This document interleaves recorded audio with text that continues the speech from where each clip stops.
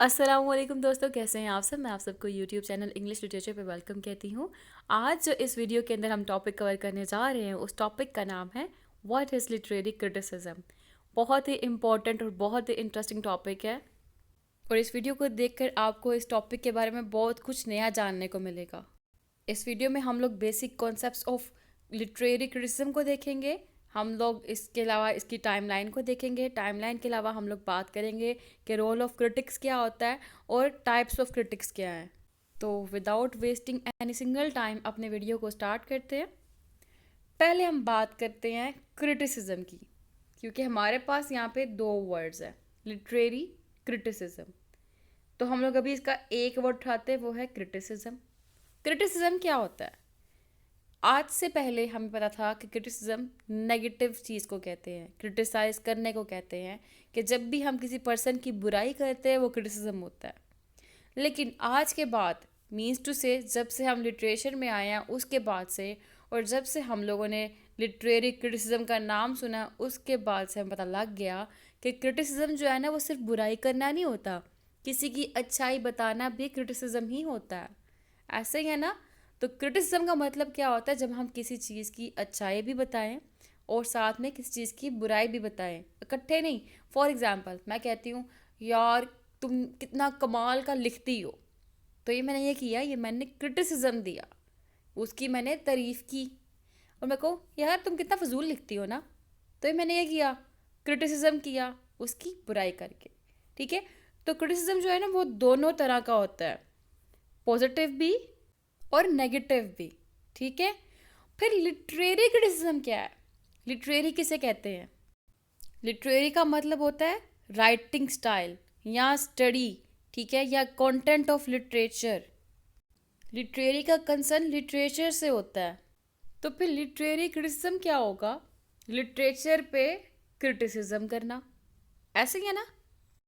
अब वो क्रिटिसिज्म किस तरह करते हैं हम लोग उसमें कोई भी लिटरेचर के वर्क के टेक्स्ट के ऊपर इवैल्यूएशन करते हैं। इवैल्यूएशन से पहले हम लोग उसकी स्टडी करते हैं, स्टडी करने के बाद हम लोग इवैल्यूएट करते हैं, फिर इंटरप्रिटेशन देते हैं। फॉर एग्जांपल, हमारे सामने कोई भी पीस ऑफ वर्क रख दिया गया। अब वो जब पीस ऑफ वर्क रखा गया है, हम लोग क्या कर रहे हैं? उसको स्टडी करते हैं। पहले हम लोग पहले पढ़ते हैं ना, पढ़ने के बाद हम लोग इवैल्यूएट करते हैं, अच्छा इसमें ये कहा गया, इसमें ये कहा गया, इसमें ये कहा गया। फिर हम लोग उसके ऊपर इंटरप्रिटेशन देते हैं, ये हो सकता है, ये हो सकता है, इसमें ऐसा कहा गया, इसमें वैसा कहा गया। ठीक है। तो लिटरेरी क्रिटिसिज्म क्या है? ये एक स्टडी है। कैसी स्टडी है? ये ऐसी स्टडी जिसके अंदर हम लोग किसी भी टेक्स्ट की स्टडी करते हैं, उसको इवैल्यूएट करते हैं, उसको इंटरप्रिटेट करते हैं। तो जो तीन बातें मैंने कही है ना, number 1 study, number 2 evaluation, number 3 interpretation, इनको माइंड में रखना, क्योंकि इनके बगैर हम लोग कभी भी क्रिटिसाइज नहीं कर सकते। ये तो हो गई एक डेफिनेशन। मैं एक और डेफिनेशन दिखा दूं आपको। अब हम जज बनने वाले हैं। जज किस तरह से? क्योंकि हम लोग क्रिटिसाइज करने वाले हैं।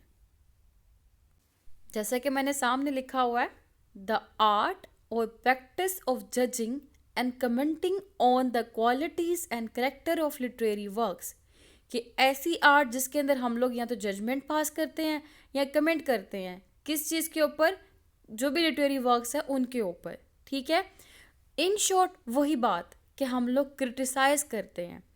अब जैसे कि मैं आपको लेक्चर दे रही हूँ, आप इस लेक्चर को क्या कर रहे हो? सुन रहे हो। ठीक है। नंबर 1 सुन रहे हो, नंबर 2 आप इवैल्यूएट करोगे कि मैंने कैसा लेक्चर दिया, नंबर 3 आप इंटरप्रिटेशन दे के फिर अपने कमेंट्स पास करते हो। ऐसा ही है ना। फॉर एग्जाम्पल मैं आपको कहती हूँ वीडियो के एंड पे कि वीडियो आपको पसंद आई तो लाइक करिएगा, फिर मैं कहती हूँ आपको कमेंट में बताइएगा कैसी लगी। इट मीन्स क्या है कि मैं आपको कहती हूँ आप अपना क्रिटिसिज्म करें। अब आप क्रिटिक हैं, आपने पूरा लेक्चर सुन लिया है, सुनने के बाद आपने क्या करना है? अपना क्रिटिसिज्म करना है और आपने क्रिटिक बन के अपना कमेंट पास करना है, अपना जजमेंटल बनना है। आपने जज बन के आपने बताना है कि कैसा मैंने बताया, कैसा नहीं बताया। ठीक है। ये क्या होता है? ये आप जब बनते हो ना, आप एक क्रिटिसिज्म करते हो, आप एक क्रिटिक बन के क्रिटिसिज्म करते हो। ठीक है। वीडियो भी ख़त्म नहीं हुई, पिक्चर अभी बाकी है मेरे दोस्त। ये तो मैंने आपको एग्जाम्पल दी थी। तो मेरे ख्याल से आपको डेफिनेशन तो क्लियर हो चुकी होगी कि क्रिटिसिज्म क्या है, लिटरेरी क्रिटिसिज्म क्या है। लिटरेरी क्रिटिसिज्म में आपके आगे एक पीस ऑफ वर्क पड़ा होता है लिटरेचर का, जिसके ऊपर आपने क्रिटिसिज्म करना होता है। वो नेगेटिव भी हो सकता है, वो पॉजिटिव भी हो सकता है। और एक इम्पॉर्टेंट बात, जब भी आप क्रिटिसिज्म करते हो तो आपको उस चीज़ के बारे में नॉलेज लाजमी होना चाहिए, क्योंकि विदाउट नॉलेज आप कैसे क्रिटिसिज्म कर सकते हो। So we must have knowledge of that thing to which we criticise. उस थिंग का नॉलेज होना लाजमी है। जैसे कि अगर मैं आपको कह दूँ, जी बताएं आपने नॉवल पढ़ा है हार्ट ऑफ डार्कनेस, कैसा वो नॉवल था। आपने वो नॉवल नहीं पढ़ा तो आप मुझे कैसे बता सकते हो। आप पढ़े बगैर कहते हो उसमें ये कहा गया, उसमें वो कहा गया, तो वो क्या हो रहा है, वो आप प्रॉपर वे में उसको क्रिटिसाइज नहीं कर रहे। आपने जैसे एक समरी पढ़ लिया, समरी पढ़ के आप कमेंट करोगे ना, तो समरी पढ़कर आप प्रॉपर कमेंट नहीं कर पाओगे, ठीक है। तो इसलिए क्या होता है, आपको जिसके ऊपर क्रिटिसाइज करना है उसका प्रॉपर नॉलेज होना ज़रूरी होता है। तो लिटरेरी क्रिटिसिज्म करने के लिए जो एसेंशियल की है, वो की क्या है, एसेंशियल की टू हैव प्रॉपर नॉलेज। ये हो गई हमारी डेफिनेशन। अब बात करते हैं हम लोग टाइमलाइन की। टाइमलाइन मीन्स कैसे क्रिटिसिज्म शुरू होता है और फिर कैसे जाकर मॉडर्न टाइम पीरियड तक आता है, हम लोग इसकी बात करेंगे। सबसे पहले जब स्टार्ट होता है ना हमारे पास क्रिटिसिज्म, वो होता है क्लासिकल मिडिवियल क्रिटिसिज्म से, जो कि 4th सेंचुरी BC की बात है हमारे पास। इसमें 2 क्रिटिक्स आए, एक प्लेटो आया, एक एरिस्टोटल आया। प्लेटो ने अपनी रिपब्लिक लिखी और एरिस्टोटल ने अपनी पोएटिक्स लिखी, ठीक है। लेकिन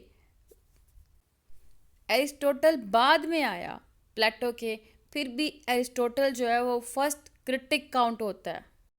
क्यों? क्योंकि उसने अपनी पोएटिक्स लिखकर फर्स्ट टाइम मेजर कॉन्सेप्ट दिए थे। जैसा कि हमारे पास कॉन्सेप्ट आता था माइमेसिस का, कैथारसिस का, तो ये फर्स्ट टाइम मेजर कॉन्सेप्ट दिए थे प्लेटो ने, गुस्ताखी माफ एरिस्टोटल ने। अब इसके बाद इसी टाइम पीरियड में जब थोड़ा सा टाइम आगे बढ़ा, तब हमारे पास क्या आ गया, हमारे पास रिलीजियस टेक्स्ट आ गए, ठीक है। फिर फोकस क्या होने लग पड़ा था इसी टाइम पीरियड के अंदर, क्लासिकल टाइम पीरियड के अंदर, लिटिल क्लासिकल टाइम पीरियड के अंदर जो रिलीजियस टेक्स्ट थी उनको क्रिटिसाइज किया जाने लग पड़ा।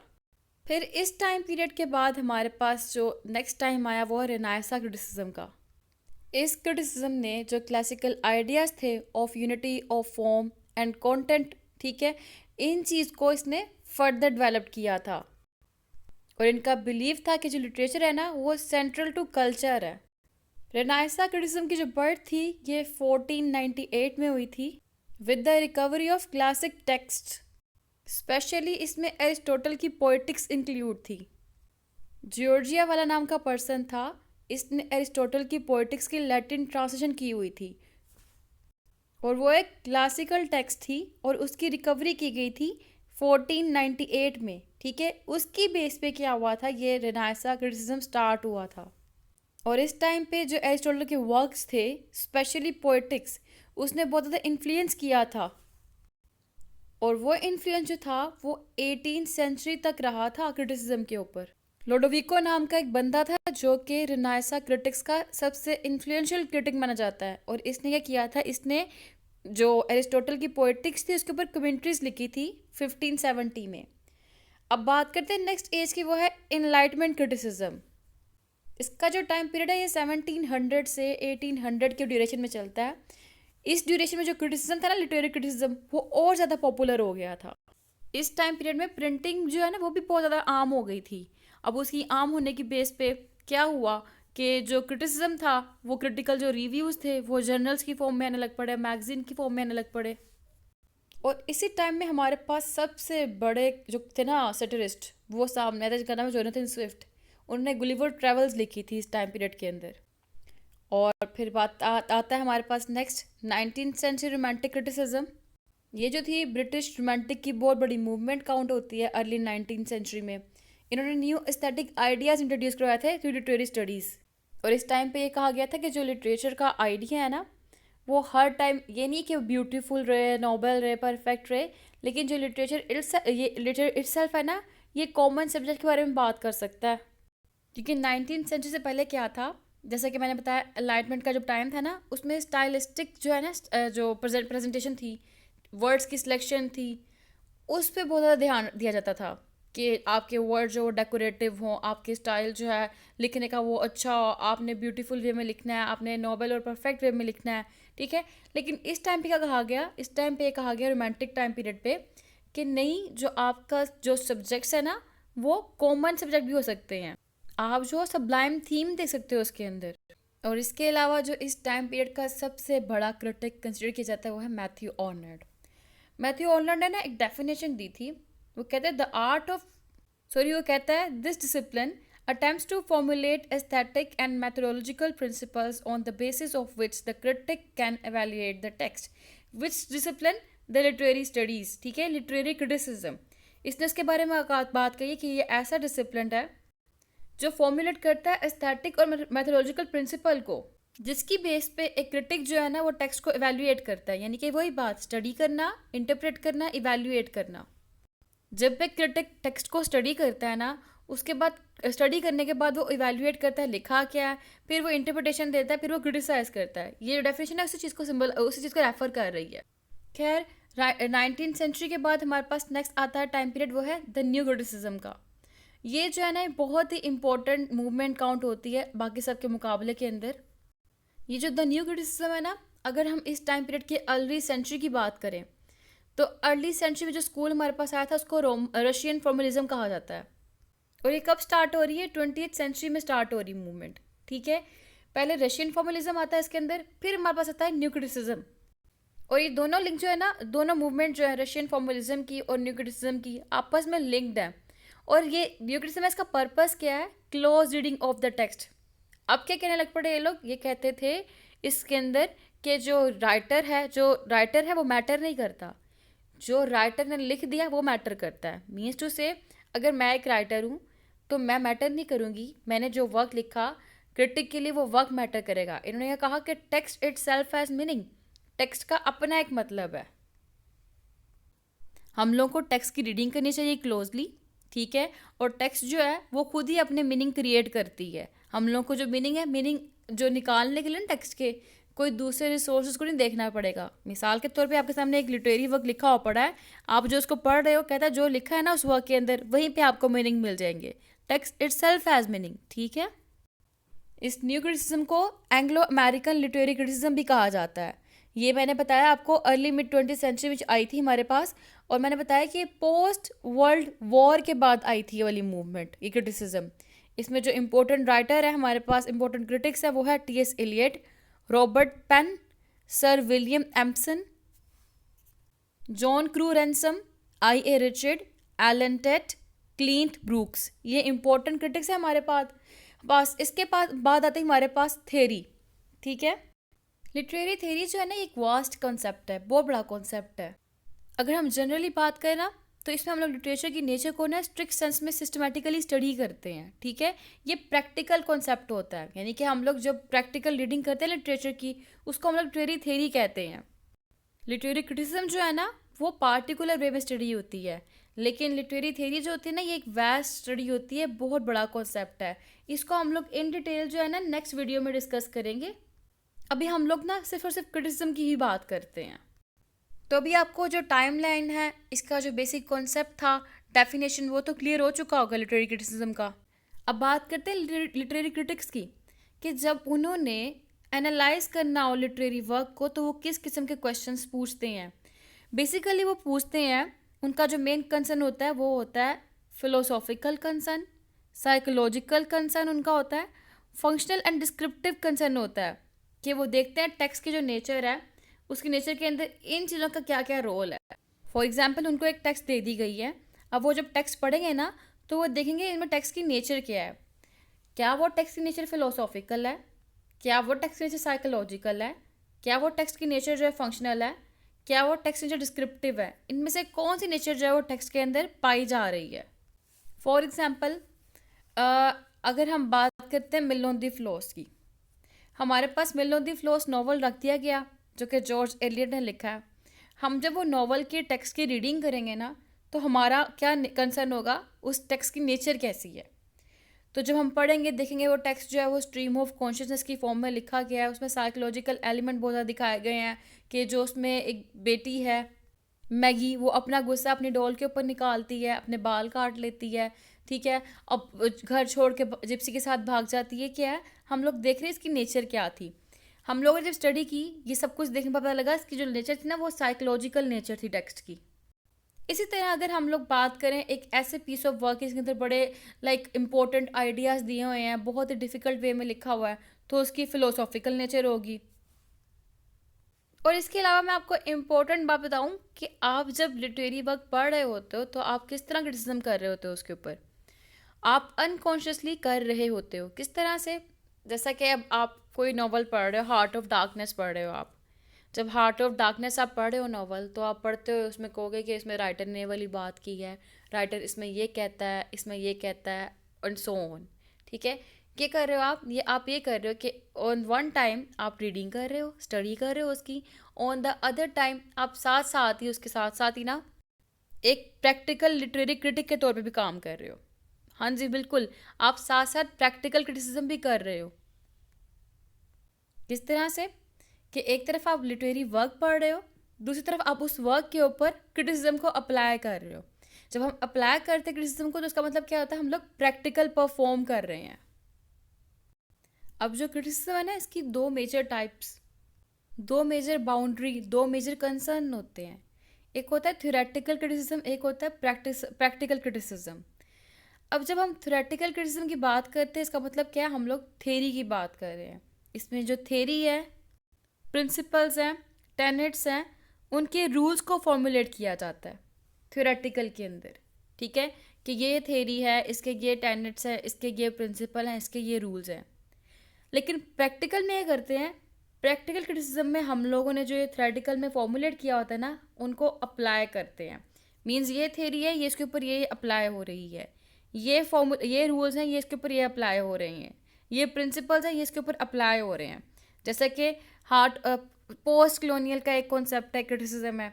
ठीक है, पोस्ट कलोनियल क्रिटिसिज्म। जब हम हार्ट ऑफ डार्कनेस पढ़ रहे हैं, तो पढ़ते हम लोग क्या कर रहे हैं, उसके ऊपर अप्लाई करें कि हाँ, यहाँ पे एक्सप्लॉइट किया जा रहा है ब्लैक मैन को, जो यहाँ पे दिखाया जा रहा है जो वाइट है वो in the name of civilisation actually में उनको लूट रहे हैं, उनकी आइवरी लेके आ रहे हैं। तो हम वहाँ पे प्रैक्टिकल क्रिटिसिज्म कर रहे होते हैं। तो यहाँ पे मेरे ख्याल से आपको काफ़ी ज़्यादा कॉन्सेप्ट क्लियर हो चुके होंगे। मैं रीकैप दे दूँ कि लिटरेरी क्रिटिसिज्म क्या है। Literary criticism basically study, evaluation और इंटरप्रिटेशन है लिटरेरी टेक्स्ट की। हम लोग बगैर वर्क ऑफ आर्ट के लिटरेरी क्रिटिसिज्म नहीं कर सकते। लिटरेरी क्रिटिसिज्म के लिए हमारे पास प्रॉपर नॉलेज होना ज़रूरी है किसी भी सब्जेक्ट का जिसके ऊपर हम लोग बात करते हैं। फॉर एग्जांपल, अगर हम लोग थ्योरी अप्लाई करने लगे हैं या क्रिटिसिज्म करने लगे किसी भी वर्क पे, तो हम लोगों को जो सा क्रिटिसिज्म करना उसकी सेंस पता हो, और जिस वर्क पे करने लगे हैं उस वर्क की प्रॉपर अंडरस्टैंडिंग हो।